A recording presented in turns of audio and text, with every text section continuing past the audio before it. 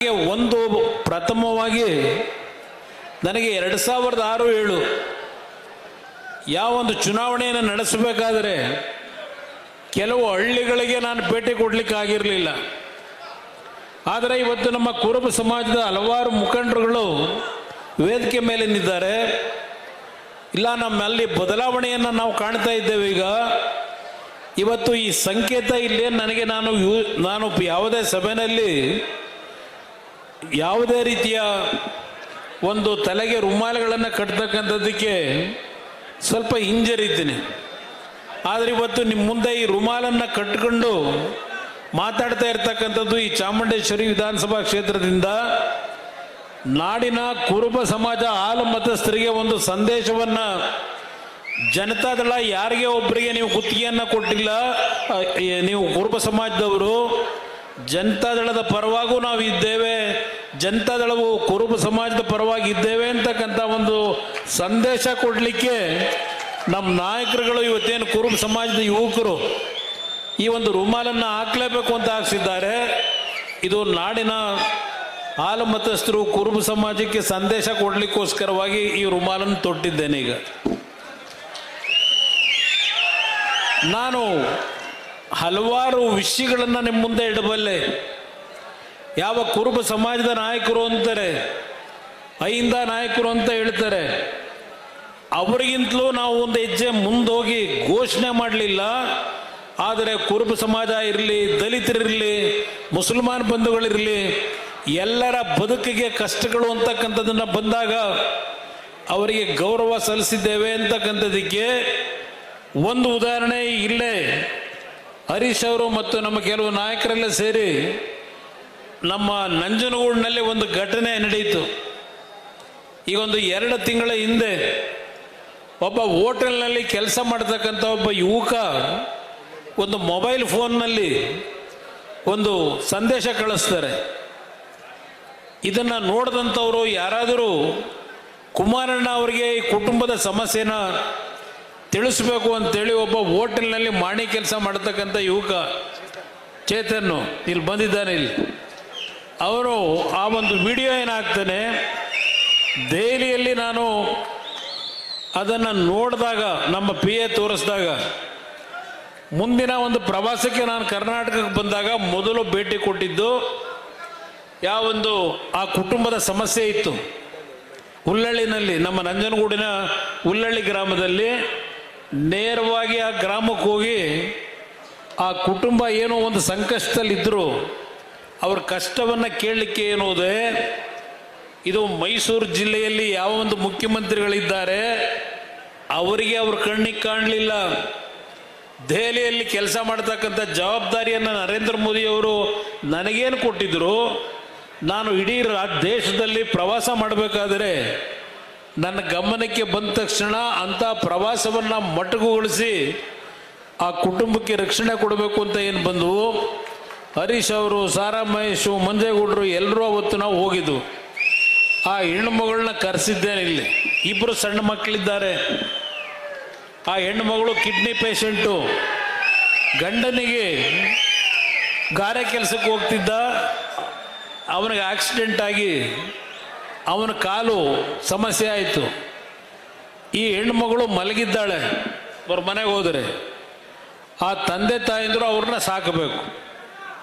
ಇಂಥ ಒಂದು ಪರಿಸ್ಥಿತಿನಲ್ಲಿ ಏನೋ ಅವರ ಮನೆ ಬಾಡಿಗೆ ಮನೆಯಲ್ಲಿದ್ದರು, ಅವ್ರನ್ನ ಖಾಲಿ ಮಾಡಿಸೋದಕ್ಕೆ ಆ ಮನೆ ಓನರ್ ಹೇಳಿದರು. ಈಗ ನಮ್ಮ ಪಕ್ಷದ ವತಿಯಿಂದ ಹರೀಶ್ ಅವರು ಅವ್ರ ಸ್ನೇಹಿತರೆಲ್ಲ ಹೋಗಿ ಆ ಹೆಣ್ಣು ಮಗಳಿಗೆ ಈಗ ಒಂದು ಮನೆಗೆ ವ್ಯವಸ್ಥೆ ಮಾಡಿಕೊಟ್ಟು ಒಂದು ಲೀಸ್ ಬೇಸಿಸ್ನಲ್ಲಿ ಇನ್ನೊಂದು 2 ವರ್ಷದಲ್ಲಿ ನಿಮ್ಮ ಆಶೀರ್ವಾದದಲ್ಲಿ ನಿಮ್ಮ ಸರ್ಕಾರವೇ ಈ ರಾಜ್ಯದಲ್ಲಿ ಬರುತ್ತೆ ಅನ್ನೋದು ಗೊತ್ತು ನನಗೆ. ಏಕೆಂದರೆ ಅವ್ರಿಗೆ ಸೈಟ್ ಇಲ್ಲ, ಮನೆ ಕಟ್ಕೊಡ್ಲಿಕ್ಕೆ ಸೈಟು ಇಲ್ಲ. ಅದರಿಂದ ಈಗ ಹೊಸದಾಗಿ ಲೀಸ್ಗೆ ಒಂದು ಮನೆ ಕೊಡಿಸಿ ಗಂಡನಿಗೆ ಒಂದು ಸಣ್ಣ ಅಂಗಡಿ, ಪೆಟ್ಟಿಗೆ ಅಂಗಡಿ ಭೈರಪ್ಪ ಪೆಟ್ಟಿಗೆ ಅಂಗಡಿಯನ್ನು ಹಾಕಿ ಜೀವನ ಮಾಡಲಿಕ್ಕೆ ಎಲ್ಲ ರೀತಿಯ ಒಂದು ವ್ಯವಸ್ಥೆಗಳನ್ನು, ಮಕ್ಕಳು ಓದಲಿಕ್ಕೆ ಸ್ಕೂಲ್ ಫೀಸಿಂದ ಹಿಡಿದು ಎಲ್ಲ ರೀತಿಯ ಕುಟುಂಬಕ್ಕೆ ಇವತ್ತು ನೆರವು ಕೊಡ್ತಕ್ಕಂಥ ಕಾರ್ಯಕ್ರಮವನ್ನು ನಾವೇನು ಹಮ್ಮಿಕೊಂಡಿದ್ದೇವೆ. ಕೇವಲ ಪ್ರಚಾರಕ್ಕೆ ಇದನ್ನು ಮಾಡ್ತಕ್ಕಂಥದ್ದಲ್ಲ ನಮ್ಮ ಪಕ್ಷದ ಈ ಕಾರ್ಯಕ್ರಮಗಳು. ಇವತ್ತು ಬೆಳಗ್ಗೆ ನಾನು ಮನೆಯಿಂದ ಬರಬೇಕಾದ್ರೆ ಇಲ್ಲಿಗೆ ನಾನು ನೀನು ಕೂತ್ಕೊಂಬಿಡು ಮನೆಯಿಂದ ಹೊರಡೋದಕ್ಕಿಂತ ಮುಂಚೆ ಒಂದು 500 ಜನ ಮನೆ ಮುಂದೆ ಇದ್ದಾರೆ. ಅದರಲ್ಲಿ ಕ್ಯಾನ್ಸರ್ ಕಾಯಿಲೆ, ಕಿಡ್ನಿ ಕಾಯಿಲೆ, 25 ಲಕ್ಷ 30 ಲಕ್ಷ ಬಿಲ್ ಹಿಡ್ಕೊಂಡ್ಬಂದು ಮನೆ ಮುಂದೆ ಕೂತಿದ್ದಾರೆ. ಒಬ್ಬೊಬ್ಬರಿಗೆ ನಾನು 20 ಲಕ್ಷ 30 ಲಕ್ಷ ಎಲ್ಲಿಂದ ತರಲಿಕ್ಕೆ ಸಾಧ್ಯ ಪ್ರತಿದಿನ? ಇವತ್ತು ಸರ್ಕಾರದವ್ರು ಹೇಳ್ತಾರೆ ನಾವು ಇವತ್ತು ಗೃಹಲಕ್ಷ್ಮಿ ಯೋಜನೆ ಪುಕ್ಕಟ್ಟೆ ಬಸ್ ಕೊಟ್ಟಿದ್ದೇವೆ, ಇವತ್ತು ಪುಕ್ಕಟ್ಟೆ ಕರೆಂಟ್ ಕೊಟ್ಟಿದ್ದೇವೆ, ಜನ ನೆಮ್ಮದಿಯಿಂದಿದ್ದಾರೆ ಅಂತಕ್ಕಂಥ ಒಂದು ಗುಂಗಲ್ಲಿದ್ದಾರೆ. ಕಾಂಗ್ರೆಸ್ನ ನಾಯಕರುಗಳಿಗೆ ಹೇಳಲಿಕ್ಕೆ ಬಯಸ್ತೇನೆ, ನನ್ನ ಮನೆ ಹತ್ರ ಬೆಳಗ್ಗೆ ಒಂದು ಅರ್ಧ ಗಂಟೆ ಬಂದು ಕೂತ್ಕೊಳ್ಳಿ. ಈ ರಾಜ್ಯದ ಜನರ ಬದುಕೇನಾಗಿದೆ ಅಂತಕ್ಕಂಥದ್ದನ್ನ ಚಿತ್ರಣ ನೀವು ಕಾಣಬಹುದು, ಸತ್ಯವನ್ನು. ಇದನ್ನ ಕಾಂಗ್ರೆಸ್ ನಾಯಕರಿಗೆ ನಾನು ಹೇಳಲಿಕ್ಕೆ ಬಯಸ್ತಾ ಇದ್ದೇನೆ. ಇವತ್ತು ಮನೆ ಹತ್ರ ನನಗೆ ಬೆಳಗ್ಗೆ ಇದ್ದರೆ ಮಕ್ಕಳಿಗೆ ಫೀಸ್ ಕಟ್ಟಲಿಕ್ಕೆ ದುಡ್ಡು ಇಲ್ಲ, ನಮ್ಮ ದುಡಿಮೆ ಇವತ್ತು ನಮ್ಮ ಮಕ್ಕಳನ್ನ ಓದಲಿಸ್ಲಿಕ್ಕೆ ಆಗ್ತಾ ಇಲ್ಲ, ಆಸ್ಪತ್ರೆಗೆ ಖರ್ಚು ಮಾಡಲಿಕ್ಕೆ ಈಗಾಗಲೇ ಸಾಲ ಸೋಲ ಮಾಡಿದ್ದೇವೆ, ಮನೆ ಹಾಳು ಮಾಡ್ಕೊಂಡಿದ್ದೇವೆ, ಬ್ಯಾಂಕಲ್ಲಿ ಸಾಲ ತಗೊಂಡಿದ್ದೇವೆ, 2 ಲಕ್ಷ ರೂಪಾಯಿ ಸಾಲ ತಗೊಂಡಿರೋದಕ್ಕೆ 13 ಲಕ್ಷ 14 ಲಕ್ಷ ಕಟ್ಟು ಅಂತಾರೆ. ಇನ್ನೊಬ್ಬ ಒಂದು ಅರ್ಜಿ ಕೊಡ್ತಾನೆ, 38 ಲಕ್ಷ ಸಾಲ ತಗೊಂಡಿದ್ದೆ, 68 ಲಕ್ಷ ಕಟ್ಟಿದ್ದೇನೆ, ಇನ್ನೂ 30 ಲಕ್ಷ ಕಟ್ಟಿ ಅಂತಾರೆ, ನಾನು ಎಲ್ಲಿಂದ ತರಲೋಣ ಅಂತ ಇನ್ನೊಬ್ಬ ಅರ್ಜಿ ಹಿಡ್ಕೊಂಬರ್ತಾನೆ. ಇದು ನಿಜವಾದ ಚಿತ್ರಣ ಇವತ್ತು ನಾವು ಕಾಣ್ತಾ ಇರ್ತಕ್ಕಂಥ. ಇವತ್ತು ಕಾಂಗ್ರೆಸ್ನ ನಾಯಕರುಗಳು ನರೇಂದ್ರ ಮೋದಿಯವರ ಸರ್ಕಾರದ ಬಗ್ಗೆ ಟೀಕೆ ಮಾಡ್ತಾ ಇದ್ದಾರೆ. ಈಗ ಮೊನ್ನೆ ದಿನ 3 ರೂಪಾಯಿ ಪೆಟ್ರೋಲ್ ರೇಟು, ಡೀಸೆಲ್ ರೇಟು ಜಾಸ್ತಿ ಆಯಿತು.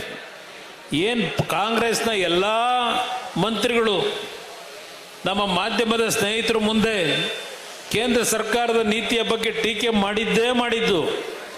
ಆದರೆ ನಾನು ಸಿದ್ದರಾಮಯ್ಯನವ್ರಿಗೆ ಕೇಳಲಿಕ್ಕೆ ಬಯಸ್ತೇನೆ, ಕಾಂಗ್ರೆಸ್ನ ಮಂತ್ರಿಗಳಿಗೆ ಕೇಳಲಿಕ್ಕೆ ಬಯಸ್ತೇನೆ, ಈ ಕಳೆದ 3 ವರ್ಷದಲ್ಲಿ ವಿದ್ಯುತ್ ಶಕ್ತಿಯ ದರವನ್ನು ಎಷ್ಟೇರಿಕೆ ಮಾಡಿದ್ರಿ, ಬಸ್ ಪ್ರಯಾಣ ದರವನ್ನು ಎಷ್ಟೇರಿಕೆ ಮಾಡಿದ್ರಿ, ಅಲ್ಲಿಂದ ಸಾಯಂಕಾಲ ನಮ್ಮ ಶ್ರಮಜೀವಿಗಳು ಕೂಲಿ ಕಾರ್ಮಿಕರು ಕೆಲಸ ಮಾಡಿ ಮೈಕೈ ನೋವಿಗೆ ಅಂತ ಹೇಳಿ ಸರ್ಕಾರ ಕೊಡ್ತಕ್ಕಂಥ ಯಾವೊಂದು ಮದ್ಯದ ಬಾಟ್ಲುಗಳು ಎಷ್ಟು ಬಾರಿ ನೀವು ದುಬಾರಿ ರೇಟನ್ನು ಇವತ್ತು ಹೆಚ್ಚುವರಿ ಮಾಡಿದ್ದೀರಿ. ನಿಮ್ಮ ಲ್ಯಾಂಡನ್ನು ಏನಾದರೂ ರಿಜಿಸ್ಟರ್ ಮಾಡಿಸ್ಲಿಕ್ಕೆ ಹೋದರೆ ಲ್ಯಾಂಡ್ ರಿಜಿಸ್ಟ್ರೇಷನ್ ಕಾಸ್ಟ್ ಎಷ್ಟು ಮಾಡಿದ್ದೀರಿ, ಇದೆಲ್ಲ ಪಟ್ಟಿ ತೆಗಿತೀರಪ್ಪ. ಕಾಂಗ್ರೆಸ್ನ ನಾಯಕರುಗಳಿಗೆ ನಾನು ಕೇಳಲಿಕ್ಕೆ ಬಯಸ್ತಾ ಇದ್ದೇನೆ. ಇವತ್ತು 19ನೇ ತಾರೀಕು ದಿಲ್ಲೋ ನಮ್ಮ ತುಮಕೂರಲ್ಲಿ ಸಾಧನಾ ಸಮಾವೇಶ ಮಾಡ್ತಾರಂತೆ. ಸಾಧನಾ ಸಮಾವೇಶ ಇತ್ತೀಚೆಗೆ ನಾನು ಪ್ರಜಾವಾಣಿ ಪತ್ರಿಕೆಯಲ್ಲಿ ಒಂದು ಸುದ್ದಿಯನ್ನು ಗಮನಿಸಿದೆ. ರಾಜ್ಯ ಸರ್ಕಾರದಲ್ಲಿ ಈ ಸರ್ಕಾರ ಬಂದ ನಂತರ ಕಳೆದ 2 ವರ್ಷದಲ್ಲಿ ಸುಮಾರು 712 ಪೊಲೀಸ್ ಅಧಿಕಾರಿಗಳ ಮೇಲೆ ಮೊಕದ್ದಮೆ ಹೂಡಿ ಸಸ್ಪೆಂಡ್ ಮಾಡಿದ್ದಾರೆ, ಅಮಾನತುಗೊಳಿಸಿದ್ದಾರೆ ಈ ಸರ್ಕಾರದಲ್ಲಿ. ಯಾರು ಆ ಪೊಲೀಸ್ ಅಧಿಕಾರಿಗಳು? ಎಲ್ಲ ಪಿಕ್ ಪ್ಯಾಕೆಟ್ ಮಾಡೋರಿಗೆ ಬೆಂಬಲ ಕೊಡೋರು, ಅವರೇ ನಿಂತು ಮನೆ ದರೋಡೆ ಮಾಡಿಸೋರು. ಇಂಥ ಅಧಿಕಾರಿಗಳನ್ನ ಇವತ್ತು ಈ ಸರ್ಕಾರದಲ್ಲಿ ಇಟ್ಕೊಂಡಿದ್ದಾರೆ. ಈಗ 712 ಜನ ಮೇಲೆ ಆಕ್ಷನ್ ಏನು ತಗೊಂಡಿದ್ದಾರೆ. ಸಾಧನಾ ಸಮಾವೇಶ ಅದಕ್ಕೋಸ್ಕರ ತುಮಕೂರಲ್ಲಿ ಮಾಡ್ತಾ ಇದ್ದಾರೆ ಅನ್ನೋದು ನನ್ನ ಅಭಿಪ್ರಾಯ. ನಿಮ್ಮ ಮೈಸೂರು ಜಿಲ್ಲೆಯಲ್ಲೇ ನೋಡಿದ್ದೀರಿ, ಇಲ್ವಾಲ್ದ ಹತ್ರ ಈ ಒಂದು 5-6 ವರ್ಷದಿಂದ ಇರಬೇಕು, ಪೊಲೀಸ್ ಅಧಿಕಾರಿಗಳೇ ಸೇರಿ ಯಾರೋ ಒಬ್ಬ ಚಿನ್ನದ ವ್ಯಾಪಾರಿ, ನಾನು ಇಲ್ಲಿರ್ತಕ್ಕಂಥ ಅಧಿಕಾರಿಗಳಿಗೆ ನಿಮ್ಮೆಲ್ಲರ ಮೇಲೂ ದೋಷ ಕೊಡಲ್ಲ, ಈ ಸರ್ಕಾರ ಯಾವ ರೀತಿ ನಡೀತಿದೆ ಅನ್ನೋದಕ್ಕೆ ನಾನು ಹೇಳ್ತಾ ಇದ್ದೇನೆ ನಮ್ಮ ಪೊಲೀಸ್ ಅಧಿಕಾರಿಗಳಿಗೆ. ಇಲ್ಲಿ ಇಲ್ವಾಲ್ದ ಹತ್ರ ಒಂದು ಬಸ್ನಲ್ಲಿ ಚಿನ್ನ ಮಾರಾಟ ಮಾಡ್ತಕ್ಕಂಥ ವ್ಯಾಪಾರಿ 3 ಕೋಟಿ ದುಡ್ಡು ಹಿಡ್ಕೊಂಡು ಹೋಯ್ತಾ ಇದ್ದ ಬಸ್ಸಲ್ಲಿ.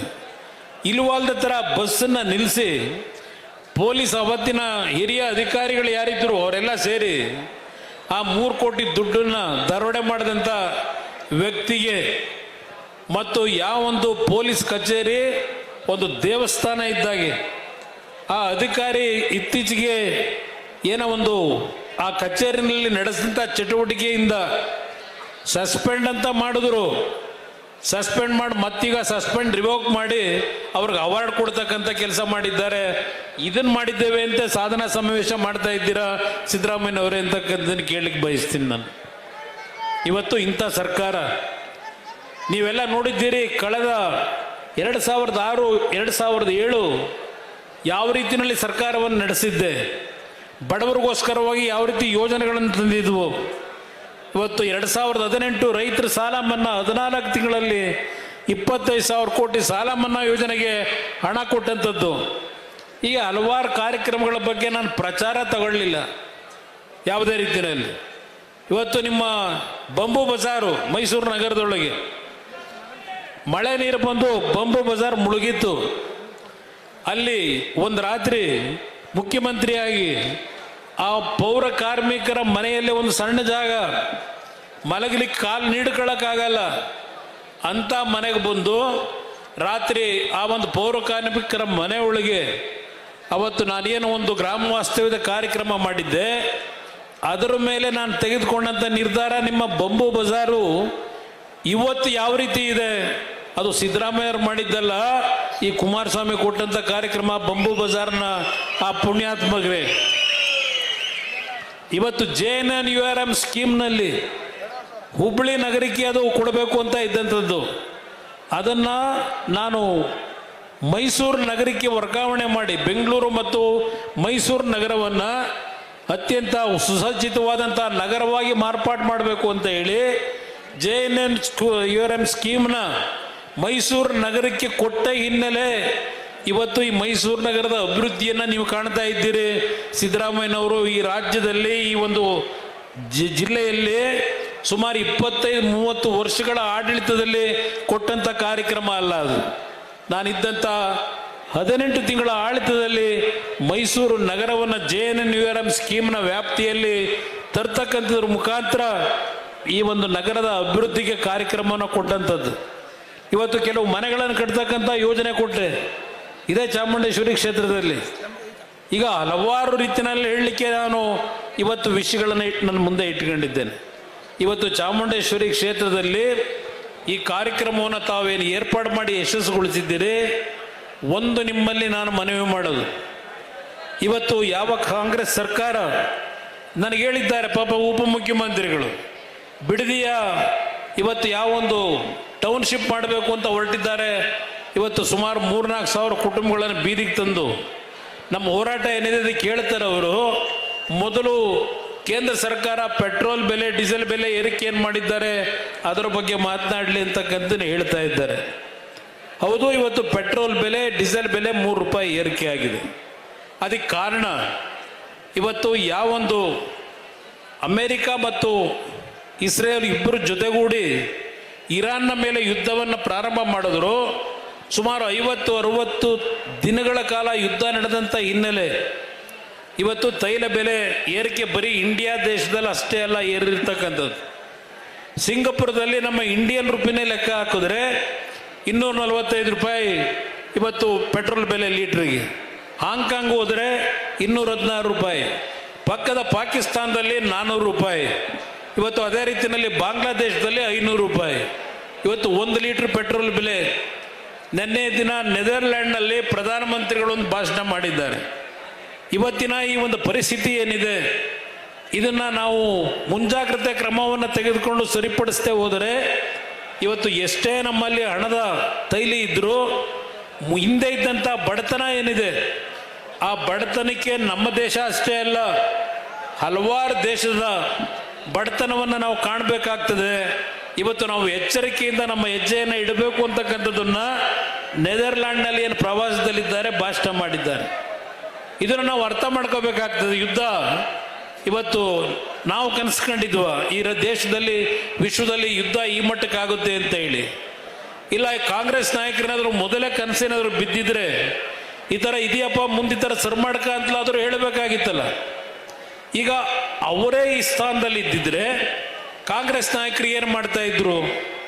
ಕರ್ನಾಟಕದಲ್ಲಿ 5 ಗ್ಯಾರಂಟಿ ಯೋಜನೆ ಕೊಡಬೇಕು ಅಂತ ಹೇಳಿ ನಿಮ್ಮ ಮೇಲೆ ಇಲ್ಲ ಸಲ್ಲದ ರೀತಿಯಲ್ಲಿ ತೆರಿಗೆ ವಿಧಿಸಿರ್ತಕ್ಕಂಥ ಈ ಕಾಂಗ್ರೆಸ್ ನಾಯಕರು ಇವತ್ತಿನ ಒಂದು ಯುದ್ಧದ ಒಂದು ಹಿನ್ನೆಲೆಯಲ್ಲಿ ಏನು ಕೆಲವು ಸಮಸ್ಯೆಗಳು ಪ್ರಾರಂಭ ಆಗಿದೆ.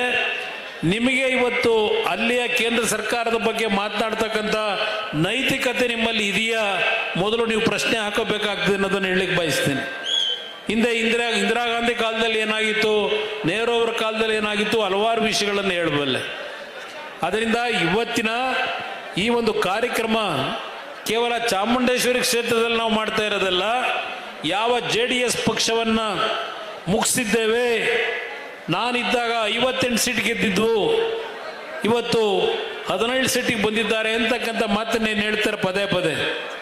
ಇವತ್ತು 17 ಸೀಟಿಗೆ ನಾವು ಬಂದಿರಬಹುದು. ಹಲವಾರು ಕುತಂತ್ರದ ರಾಜಕಾರಣದಿಂದ ಈ 17 ಸೀಟನ್ನು ಇವತ್ತು ಕರ್ನಾಟಕ ರಾಜ್ಯದಲ್ಲಿ 75-80 ಸೀಟ್ಗಳನ್ನು ಗೆಲ್ತಕ್ಕಂಥ ನಿಟ್ಟಿನಲ್ಲಿ ಕಳೆದ 5-6 ತಿಂಗಳಿಂದ ನಿಖಿಲ್ ಕುಮಾರಸ್ವಾಮಿ ಅವರ ನೇತೃತ್ವದಲ್ಲಿ ಸುಮಾರು 68-65 ಕ್ಷೇತ್ರಗಳಲ್ಲಿ ಈಗಾಗಲೇ ಯಾವೊಂದು ಜನತಾದಳ ಜನರೊಂದಿಗೆ ಅಂತಕ್ಕಂಥ ಕಾರ್ಯಕ್ರಮದ ಮುಖಾಂತರ ಈ ಪಕ್ಷಕ್ಕೆ ಪುನಶ್ಚೇತನಗೊಳಿಸ್ತಕ್ಕಂಥ ಕಾರ್ಯಕ್ರಮಕ್ಕೆ ನಮ್ಮ ಹಲವಾರು ನಾಯಕರುಗಳು ಇವತ್ತೇನು ನಿಖಿಲ್ ಕುಮಾರಸ್ವಾಮಿ ಅವರಿಗೆ ಭುಜಕ್ಕೆ ಹೆಗಲು ಕೊಟ್ಟು ಹೋರಾಟ ಮಾಡ್ತಾ ಇದ್ದಾರೆ.